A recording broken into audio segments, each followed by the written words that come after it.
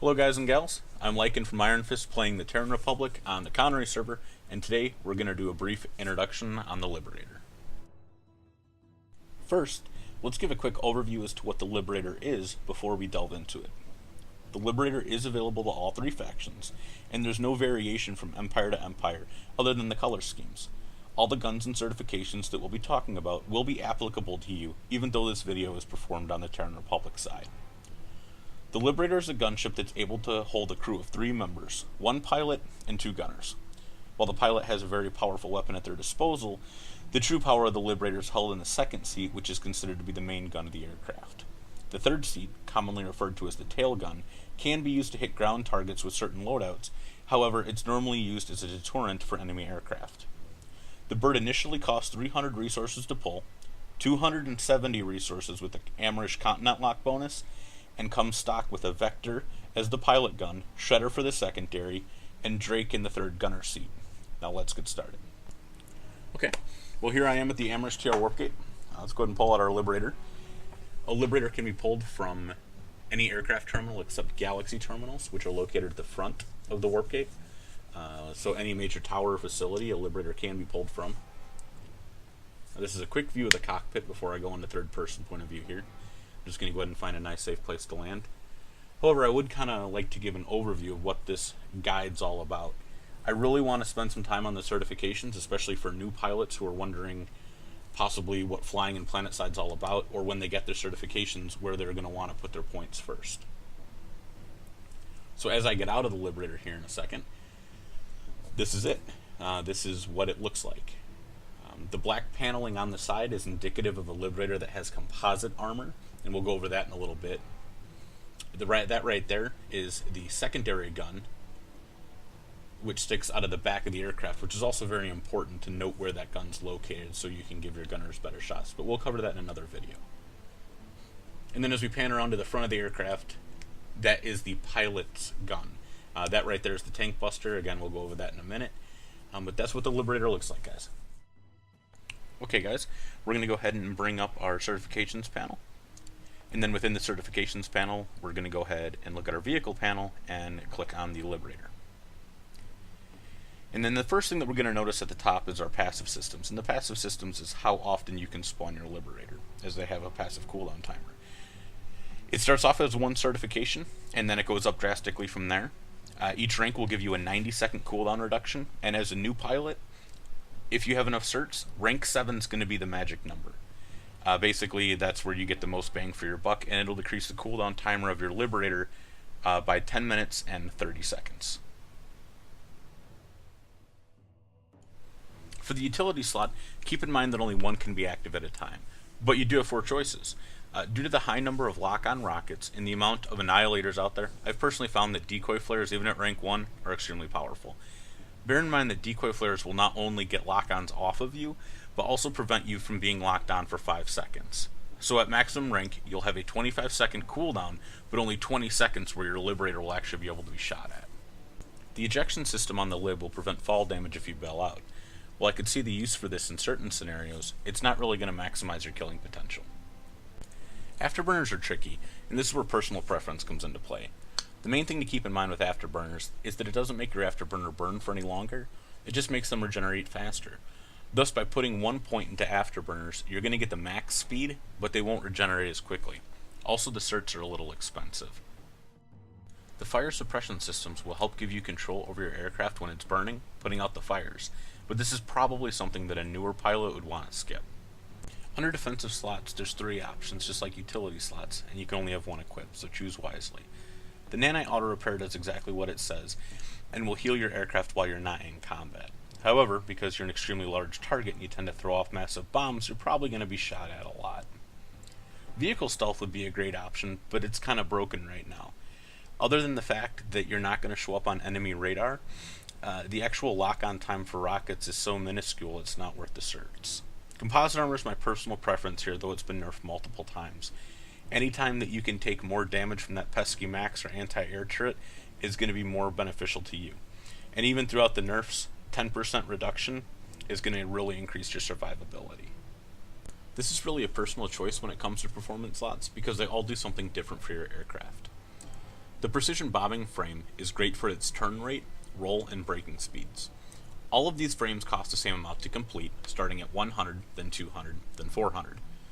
While there's no indication of how much more effective they are percentage-wise, you'll absolutely notice a difference when you're flying. If you'd like to check it, just unequip it and take out a stock lib. Trust me, you'll see a difference. The high G frame improves overall thrust, pitch, and agility. So basically your thrust gets stronger, and all your mouse movements will respond quicker and sharper, almost like that of an ESF. The high G frame is also really good for dogfighting and is my personal airframe of choice. A decent pilot can learn to bank turns using their vertical thrust rather than just turning, which in turn increases their aircraft performance. The racer high-speed airframe increases your overall speed. This is really good for quick bombing runs, but will also increase the speed of your afterburners if you elected to go that route prior. The positive part about this frame is that it will get you into and out of a fight quicker, but it doesn't really provide any helpful killing potential to the pilot or to the bomber while the bomber's wrecking people on the ground. The Vector's the standard gun on the Liberator for the pilot, and is really a jack of all trades, master of none. While I firmly believe that the Tank Buster is the best gun that's available for the pilot, it's much more important to get your Zephyr or Dalton first. If you have to make that choice, go ahead and stick with the Vector. The Tank Buster, as stated, is my personal gun of choice for the pilot. One full clip will kill an AA or a Phalanx turret, most will kill tanks, and half a clip will kill an ESF, and it's also fantastic for taking out other Liberators. The search for all these guns that we're going to be talking about will pretty much be the same, starting with the ammo capacity. A few points in ammo capacity will really help you so you don't have to stop as often. However, 1,000 search for the final rank is just an absolute overkill. You're going to have to stop and repair at a pad some point in time by then, at which point you're going to reload. For optics, I personally like the infrared, and the zoom optics are good, but for the Tank Buster, it shoots more like a double-barrel shotgun with slugs, making the zoom fairly inaccurate with sustained fire. But for a single cert, it's probably worth at least having one rank in. The infrared really helps spotting those pesky tanks through trees, especially if you're looking to do gun runs. The only other reason I take infrared over thermals is for the extended range, and that besides the gun runs, the main power is coming from your second gun, not the pilot's. Weapon utility is always nice, but you can only have one of the two. As a new pilot, I wouldn't worry about putting any points into these right away. However, if someone wanted to do so, the magazine size will grant 2, 5, 12, and then 14 extra bullets, each rank contending. And that really helps to ensure that you're going to do more damage on those initial tank runs. Be mindful that every time that you fire your Tank Buster, you actually consume 2 shots, not 1. So rank 3 in this would probably be a good option. The reload speed isn't as viable because it doesn't take terribly long for the Tank Buster to reload as it is. Also, it's not very common for pilots when doing strafing runs to fire, stop, reload, and fire again. You always want to keep your aircraft moving. Instead, it's much more common for pilots to do a single burst of a clip onto a tank, and then as they're peeling away, have the secondary gunner with a Dalton or a Zephyr take them out compared to having to reload. The Shredder is the stock gun on the second seat of the aircraft, and it works like a dual rotary cannon. It's one of the strongest guns in the game, and it's extremely accurate, but almost too accurate to a fault since there's no splash damage. A new bomber might find some trouble with this gun. I've tinkered around with the zoom and infrared, and both are absolutely viable. It should be noted that this gun is especially good for flying really high and taking out enemy air. The same rules apply if you elect to use this gun. Just a couple points into weapon ammo, and generally magazine size is better since it's a larger clip, and more rounds mean more damage without having to reload. Each of these next 2 guns that we're going to talk about have their own specific purpose, but they're both extremely devastating. A new pilot with limited funds should look at picking up one of these guns and upgrading it first rather than trying to do both at the same time. The Dalton is absolutely fantastic at taking out infantry with a one-shot kill on a direct hit, though most times it'll end up taking 2 or 3 shots depending upon the enemy's class to kill them. The splash damage from this round also makes it very forgiving for new bombers to use. It's also great at taking out tanks and turrets. However, it's a one-pump chump. One shot and you have to reload. Once again, the same gun rules are going to apply. A few certs into ammo capacity makes it so you can stay in the air even longer, or repair on the ground without having to be at an air pad. They're cheap, make sure to put a few points into them. I found that rank 4 is usually pretty good. If you're a high flyer, then you're going to want to look at zoom optics. Just be careful on the render distance. If you fly too high, you might not see that group of softies sitting there below you. Infrared is great and tends to have a slightly more extended range than the thermals, and they're also cheaper. However, if you're into flying low and killing softies, then one of these two options are definitely the way to go. It should also be side noted that on Esamir, infrared optics can sometimes blind your gunners because of the white snow background. If you have the time and certs, try going for thermals. The reload speed on the Dalton is an absolute must. It's the only option that you have as a weapon utility slot anyway.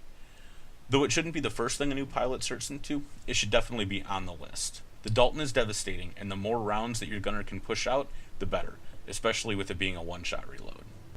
The Zephyr's primary role is at taking out large groups of infantry, and even doing massive damage to lightnings. It can take out heavy tanks, but they need to be direct hits on top or in the back. While the Zephyr doesn't have as much splash damage as the Dalton, it makes up for it with the 6 rounds that it can hold in one salvo. All the same gun rules apply here as far as ammo. 4 normally does just fine. But because the Zephyr is good against light targets, I would absolutely recommend getting infrared or thermals for this gun. Again, it has to do with rendering distances. If a newer pilot can't afford it, just drop at least one cert point into zoom to help your gunners out a little bit. The reload speed is also great for the Zephyr for the same reasons as the Dalton. The more rounds you put on the ground, the more kills you're going to get. If a new pilot elects to take the Zephyr over the Dalton to specifically target infantry more, then definitely look at maxing this out. The Drake is a standard tertiary gun on the Liberator. It used to be the Basilisk, but now it's the Drake. It's an okay gun, but your third gun should really be a later thing that you worry about when you're upgrading your Liberator. The Walker has recently been buffed and is actually putting out some pretty good damage. I tend to have my secondary gunner switch to the third gun when we're being chased, so the ammo upgrades and other upgrades aren't as essential. However, for a quick 2 certs, you can put 1 point into maximum ammo and 1 rank into zoom. The last gun that we're going to talk about is the M60 Bulldog. It's a great gun for anti-infantry, as well as a pretty solid air deterrent. If you're going to have 3 people in your Liberator at all times, I would recommend getting the Bulldog over the Walker. But if you're just going to have 2, stick with the Walker. The Bulldog will allow for that third gunner to actually get some kills and assists on the ground. However, they may not have as good of angles at the ground since you're going to be playing to your strong suit, which is your second gunner seat. If you're going to have 3 though, throw some infrared on there, otherwise a single point into zoom will suffice. Thank you all very much for watching. I'm going to go ahead and grab another Liberator and get to some killing. Hopefully I've answered at least a few of the questions about the Liberator. I'll be putting out another video covering optics for the Liberator, along with some other tutorials as they come up. Feel free to contact me on the Connery server under the username Lycan, or on www.ironfistgaming.com. Have a great day and enjoy flying.